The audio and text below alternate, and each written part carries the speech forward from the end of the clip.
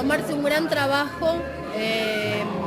No podemos quedarnos con lo que ya sabíamos, es un momento necesita mucha cabeza alerta, mucha cabeza atenta, y me parece que además de informarnos por las vías de los medios con los que coincidimos, estamos de acuerdo, o tenemos una mirada similar, o tiene la información que nos interesa buscar, me parece que es un momento para leer mucho los diarios de afuera, mirar qué análisis hacen. Hay mucha información muy rica en medios que supuestamente son ajenos a nuestro parecer, pero hay información muy rica para tomar los datos y después utilizarlos, bueno, como uno mejor le parezca.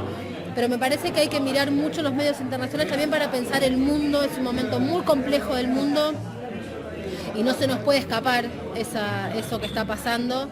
Tenemos que entender por qué pasa lo de Gran Bretaña con el Brexit, tenemos que tratar de entender qué significa lo del atentado en Niza, tenemos que tratar de entender qué significó el atentado el otro día en el subte.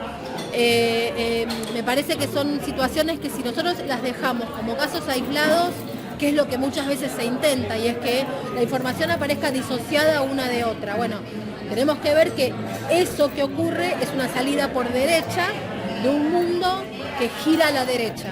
Entonces nosotros tenemos que estar muy a la altura de eso que pasa con información de primera mano. Ir a las agencias de información financiera, como es el caso de Bloomberg, y tratar de entender qué significa esa información. Hoy es un momento para leer mucho de economía financiera, porque el mundo está otra vez yendo hacia ese lugar, nuestro gobierno está yendo hacia ese lugar. Así que tenemos que tratar de entender que las políticas que están tomando de dónde vienen, pero no solamente en términos abstractos y de comprensión general, como uno puede decir en las corporaciones, que está bien, sino entender cada política exactamente qué actores y qué jugadores tienen. Mariana, ¿y vos coincidís que en este momento el mundo está en guerra, aunque no sea una Sí, guerra? absolutamente. Estamos viviendo desde ya. Los atentados no son nada que ocurre en el terreno de la política, y un atentado es en el terreno de la política, es obra de un loco suelto. Todo tiene una causa, por supuesto uno no va a justificar el atentado de ninguna manera, pero uno no puede no comprender qué cosa está detrás de ese atentado, por qué eso ocurre, por qué lo que en su momento fueron quizá movimientos armados, que eran de liberación, hoy en realidad se han convertido en movimientos financiados por el poder financiero internacional. El IRA en Irlanda en su momento era una agrupación armada que después se pasó al ámbito de la política, y uno entiende el IRA por lo que pasaba en Gran Bretaña y la dominación de Inglaterra sobre todo la zona norte de Irlanda. Ahora, esos movimientos como la ETA no tienen nada que ver con lo que pasa ahora, porque el ISIS es otra cosa que no tiene absolutamente nada que ver con eso. A esas organizaciones de los años 70 o 60 les costaba conseguir armas, porque obviamente eran ilegales. Bueno, la pregunta que uno se hace ahora es cómo en este mundo en guerra hay organizaciones clandestinas que pueden adquirir semejante armamento. ¿Quién se los vende? Armas y petróleo gratis. Cuando uno ve que los principales diarios franceses son propiedad de las dos principales empresas de venta de armas a la OTAN.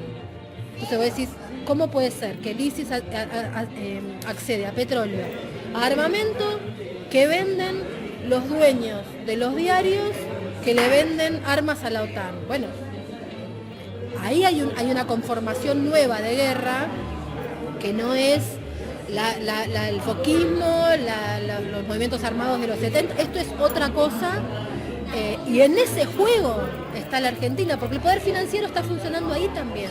Entonces la guerra hoy no es ni de trinchera, es en ese territorio, claro, así que sí, por supuesto estamos viviendo una guerra que a veces es más política y a veces, como en este momento, de una violencia que espanta.